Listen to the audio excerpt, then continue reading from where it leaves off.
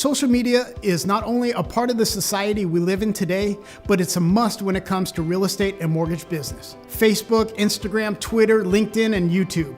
You must brand yourself as an industry professional and become active in this space. Writing articles, sharing industry news, content, blogging, vlogging, commenting, liking photos, and more. Become very social with your media. We are in the digital age, and this is where our future is going. The most important thing is to drop consistent, crisp content that engages your audience. Soon enough, you will be the go-to person in your industry by staying active in this arena. Become the celebrity in this space. You will want to work your way up to a post a day, but for now, dropping content 2 to 3 times a week will suffice. Keep it the 80-20 rule. 80% should be informational and 20% promotional. The most important thing is to have a professional page and photo on these platforms.